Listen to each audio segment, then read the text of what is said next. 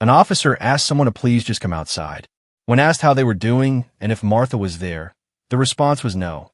She was probably at her boyfriend's house. 30 days had passed since David Callahan murdered his girlfriend, Martha, and buried her body in his backyard. The 53-year-old man believed he had committed the perfect crime. Martha suffered from mental illness, had very few friends, and David assumed no one would come looking for her. However, David had overlooked one crucial detail. Martha's daughter, Kim, was deeply concerned about her mother's disappearance. Kim had heard her mother's desperate warning before she vanished. Martha had told her family that if anything happened to her, it would not be an accident. She had specifically mentioned that David had threatened her, saying he would make sure nobody ever found her body. In the early hours of a Monday morning, police in Akron received a call from Martha Robin Freitag requesting a restraining order against her boyfriend. Officers already knew Martha well due to her history of schizophrenia and the frequent domestic disputes between her and David Callahan. Their relationship was unstable, constantly cycling through breakups and reconciliations. This pattern left officers uncertain whether each new call represented a real emergency or just another argument in their troubled relationship. When officers arrived at the couple's house that morning, they had no idea they were witnessing the final moments before a murder. This would be the last time anyone saw Martha alive. As Martha spoke with the officers, her words seemed scattered and confused. To the officers, her behavior appeared erratic, like another episode of confusion or paranoia. What they failed to recognize was that Martha was masking genuine fear. Inside the house, David stood waiting for the officers to leave so he could ensure this would be the last time Martha ever called for help. The officers found the interaction strange but didn't think much of it. They walked away, dismissing Martha as unstable and unaware they had just left her alone with the man who was about to kill her. In the hours after police departed, David's rage exploded. He was furious that Martha had called the police on him again. He grabbed a wooden axe handle and struck her with it. When she collapsed to the ground, he wrapped a rope around her neck and pulled until she stopped moving. Once Martha was dead, David sealed her body inside a plastic bag and waited for darkness to fall. Under the cover of night, he carried her body outside, burned it, and buried it in a shallow pit behind the house. To David, the matter was settled. Martha was a woman with schizophrenia, few friends, and a history of false alarms.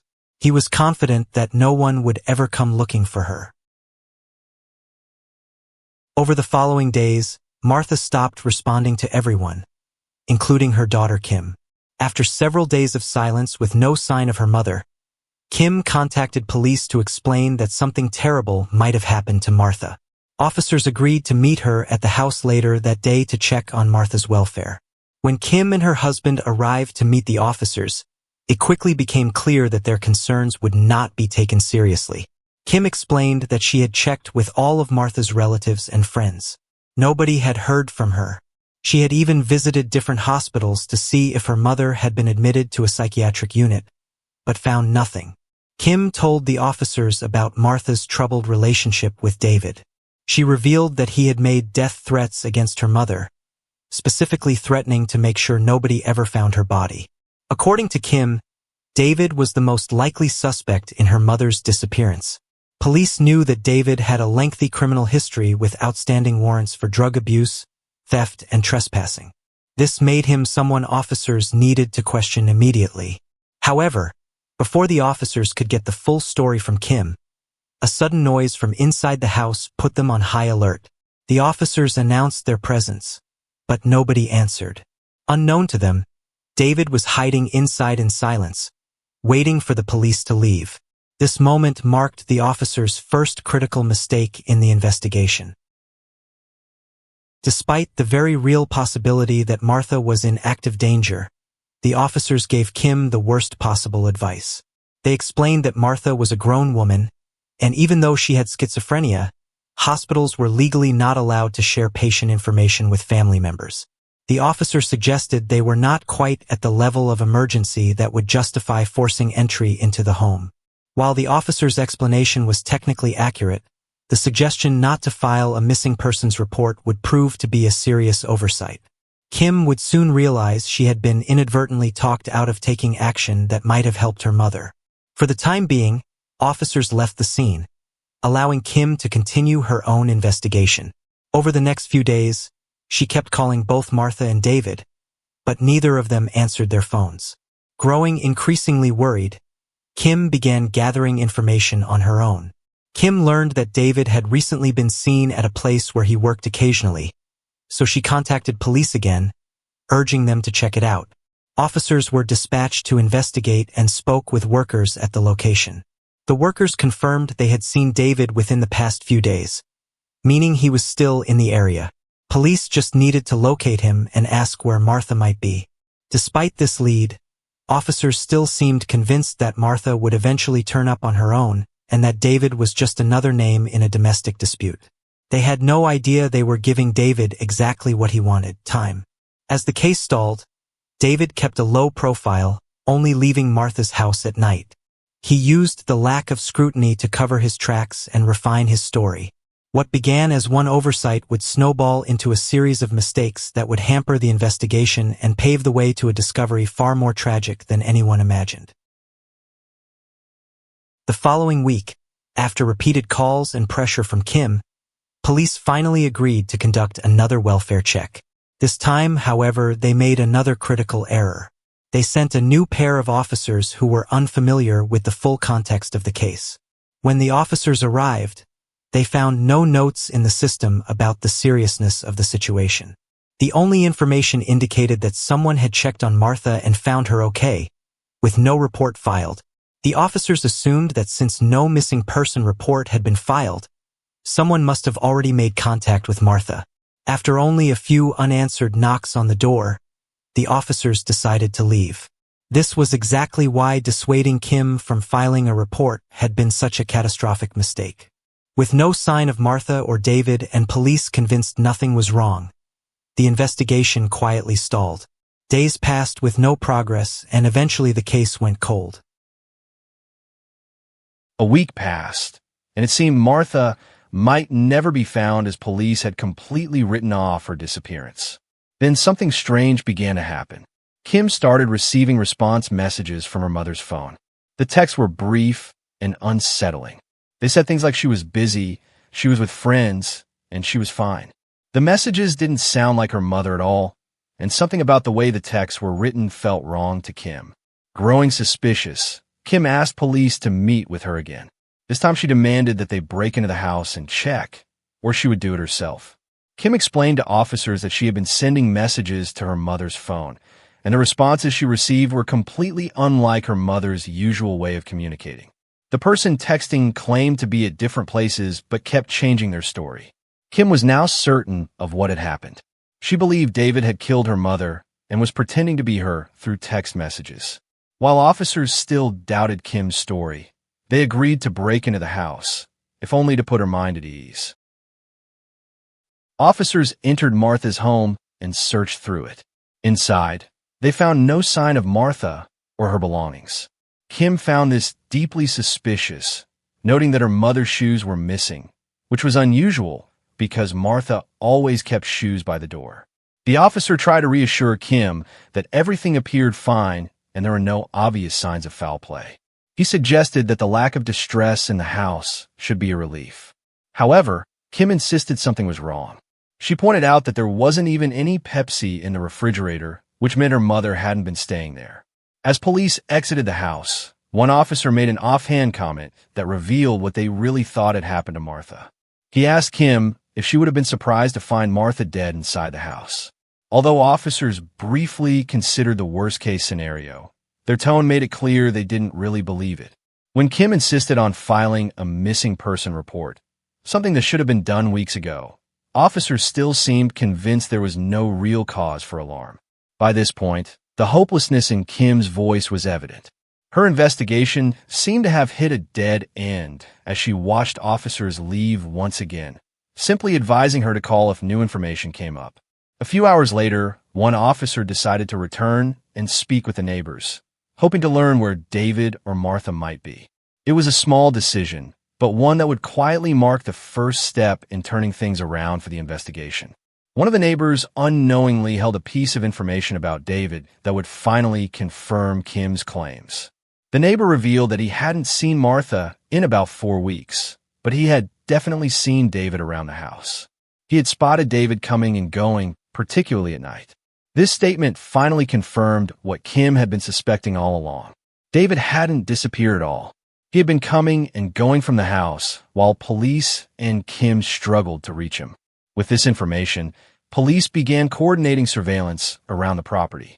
They assigned patrol units to quietly monitor the area and wait for the moment David showed up again. 2 days later, the opportunity came when officers spotted a car parked beside the house, the first sign of activity in days. They approached carefully, hoping to finally make contact with Martha and put Kim's fears to rest. When officers made contact, they found David himself. He claimed Martha wasn't at the house, but was probably at her boyfriend's place. He explained that he and Martha had been split up for a year and that she only came to the house a couple of times a week anymore. David told officers that Martha was schizophrenic and had been on and off her medication many times. He claimed her family was concerned because they had been fighting again. When officers told him that Martha's family hadn't talked to her since July, David seemed surprised, saying he knew Martha had just texted them. David claimed he had last talked to Martha about 5 or 6 days ago at the house. He insisted Martha was not currently in the house. The officers explained they were concerned about Martha, especially if she was off her medication, and that she was now considered a missing person. David claimed he hadn't known it was that serious. He explained that Martha and her family had fallen out numerous times over the years. He said the family had treated Martha horribly and had even changed their phone numbers to avoid her. According to David, Martha not talking to her family didn't surprise him at all.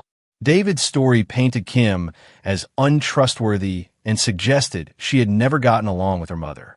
With David tarnishing Kim's character and Kim doing the same to David, the officers weren't sure whose story to believe. This was when the officers got a smart idea. They knew David had outstanding warrants, which they could use as reasonable grounds to detain him. Their next move would catch David off guard and prove to be the police's smartest decision yet. The officers informed David that they would help him take care of his warrants that day. They walked him through the house to gather some clothes, then transported him to the station and placed him in jail. However, David wasn't arrested for murder. The only thing holding him there were his unrelated warrants. For investigators, this was a temporary win that would quickly turn into a problem. Despite finally having David in custody, they knew their case against him was painfully weak. There was no body, no confession, and not even physical evidence proving Martha was dead. Weeks of police inaction and hesitation had left detectives with little more than suspicion, and time was running out. They decided to hold David as long as legally possible under the existing warrants, hoping they could buy themselves time to rebuild the case and find something concrete. Detectives didn't know it yet, but the clue they so desperately needed wouldn't come from their investigation, but from Martha's own family. Several days later, while David remained in custody, Martha's family received a mysterious message. The anonymous note read, if David was going to get rid of someone, he would bury them in the backyard. At first, no one knew what to make of it. It could have been a cruel prank or maybe a genuine tip. Either way, Martha's cousin Angela and a few relatives contacted police and asked them to meet at the property. For the first time in the investigation, the police and Martha's family finally joined forces. Officers were briefed on the situation and began coordinating a search of the property, focusing on the backyard mentioned in the message. Others canvassed the neighborhood, looking for anyone who might have seen something suspicious. As the search got underway, word of the mysterious message quickly made its way back to the station. Detectives realized this could be their only real lead and decided to seize the opportunity to question David again. David knew he was in a difficult position, but he wasn't stupid. He had already denied any involvement in Martha's disappearance, and he understood that acting clueless wouldn't convince detectives he had nothing to hide. He also knew that as long as he kept denying everything and doubled down on blaming Martha's family, there was nothing detectives could pin on him. The detectives asked David when he had last actually talked to Martha. He said it was at the beginning of the previous month. They asked about the restraining order Martha had against him. David explained it was a temporary one that lasted about 6 months, and that Martha had called the cops on him many times, but he had never raised a hand to her. David claimed Martha would get mad, and he would leave for a day or two to let things calm down, and they always worked things out. He insisted he didn't understand why she wasn't back yet, saying they had been together since 2002 and every couple has problems. As expected, David stuck to his story, insisting Martha was staying with her new boyfriend in Florida. But David knew exactly what he was doing. Realizing detectives had little evidence to work with, he decided to take control of the conversation. He worked to tarnish Martha's character, painting her as unstable and dismissing her disappearance as the result of her own mental state. David claimed he believed Martha had relapsed and was smoking crack again because he had found drug paraphernalia at the house. He told detectives he had tried multiple times over the past couple of years to get her a psychiatric evaluation, but police and paramedics always said she didn't fit the criteria. He complained that the system wouldn't help her until she did something really dangerous. David also emphasized that Martha and Kim had serious problems, going months without speaking to each other. At one point, Martha didn't even have her parents' phone numbers. The mention of Martha's Facebook messages clearly caught David off guard. He was surprised that detectives even knew about them. If you're enjoying this story, kindly do us a favor and subscribe to our channel. It is free and won't cost anything, but it means the world to us. We're just a small channel trying to grow. Thank you, and back to the video. Unaware that Kim had already accused him of impersonating her mother weeks earlier. But that wasn't the only surprise waiting for him. Detectives had been holding something back, evidence they saved for this exact moment. When David was first arrested, police had recovered Martha's phone from inside the house, along with several of her security checks that he had allegedly withdrawn. With David already on edge, detectives decided to push their advantage and confront him with what they claimed was hard evidence. It was a risky gamble. If they pushed too hard, David could demand a lawyer and shut down the interview entirely. But if the pressure worked, he might finally slip, contradict himself, or even confess. The detectives told David they thought there was a piece missing from his story and suggested he would feel better if he just told them the truth. David continued to deny everything, but his demeanor was changing. The detectives showed him what they said was Martha's handwriting on a rent check from September, accusing him of keeping up the appearance that Martha was still around. They confronted him about being on her phone and pretending to be her. David became visibly worked up over the accusations. He was defensive and irritated, but still talking. The detectives could tell they had pushed as far as they could for the moment. If they pressed any harder, the interview might end before they got anything useful. They decided to let David step outside for a smoke, hoping it would calm him down and make him more willing to cooperate when he returned. In the meantime, back at Martha's residence, officers continued coordinating the backyard search and canvassing the neighborhood. The same neighbor from days earlier who had reported seeing David coming and going from the house approached one of the officers. This time he shared a chilling detail about the days following Martha's disappearance. The neighbor explained that there was a fire pit in the backyard, and he had noticed David burning things in the middle of the night. He could smell a horrible odor coming from the area and thought it was strange since it wasn't trash day. Acting on this information, officers requested firefighters, emergency medical services, and forensic teams to assist at the scene. They were treating the backyard as a potential crime scene in case human remains were found. As the teams prepared to begin the search, no one could have expected they were only feet away from confirming the horrific nightmare Kim had feared all along. The cousin began digging in the area where the fire pit was located.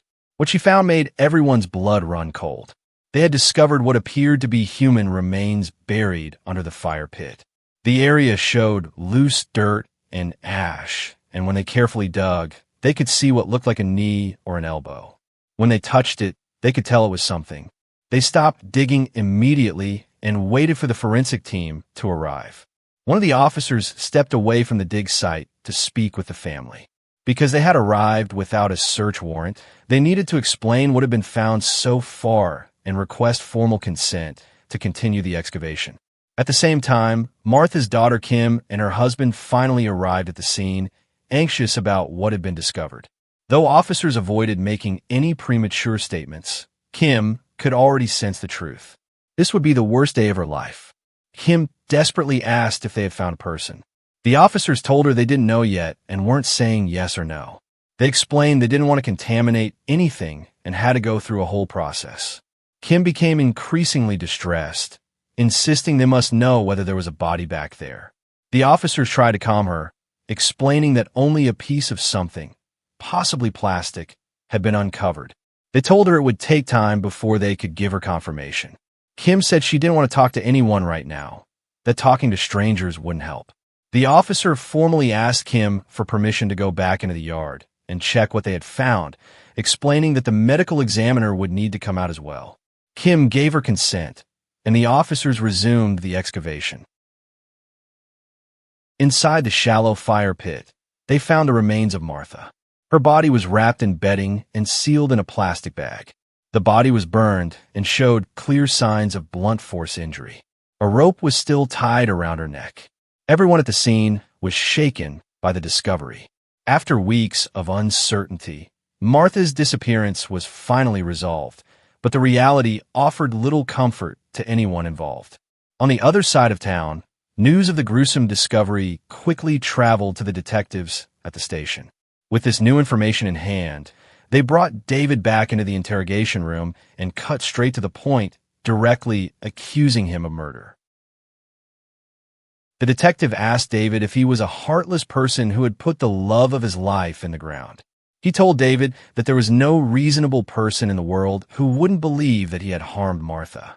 The detective said David should get it off his chest, noting that the next day was Martha's birthday. The detective described how Martha's family had been going through agony for the last month, wondering what happened to their loved one. He told David it was mind-boggling to think he had heartlessly killed the woman he claimed to love more than anything in the world. The detectives confronted David about telling someone he would kill a person and bury them in the fire pit. David weakly denied ever saying that.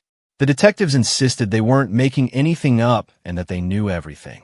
They were trying to give David a chance to explain that he wasn't an evil person and that there were extenuating circumstances that led to him killing Martha and then pretending she was alive for over a month. Despite a few half-hearted denials as detectives described what they believed happened to Martha, David sat in silence, staring blankly as if the weight of his actions had finally hit him. The interrogation had reached its breaking point, and David seemed on the verge of either asking for a lawyer or finally confessing. The detectives offered to show David a picture, but he refused, saying he knew what he had done. David asked for a cigarette. The detectives told him to tell them what happened first, and then he could have a cigarette. They promised if he got off his chest, he would feel better. Finally, David broke. He admitted he didn't mean to do it. He said he just snapped.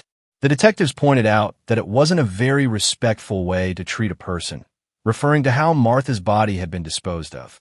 David acknowledged he knew that, saying he had gotten scared. David explained that he had an axe handle beside the bed that Martha had kept there for a long time. After he struck her, he choked her. After Martha was dead, he took her out back and dug out the fire pit. He claimed Martha was relentless and wouldn't leave him alone. He said he had nowhere to go, and she kept arguing with him. He insisted he gave her every dollar he had and whatever she wanted, but it was never good enough. He claimed he didn't plan for this to happen and that he really had been trying to work things out with her. After hours of questioning, David finally broke down and admitted to murdering Martha. In a fit of rage, he had struck her in the head, strangled her, then carried her body outside, burned it, and buried it in the backyard. As David sat in the interview room, crying and claiming to regret what he had done, detectives couldn't help but think about how easily this tragedy could have been prevented. They reflected on how many warnings were missed and how many chances they had to save Martha before it was too late. With his confession secured, David was taken into custody.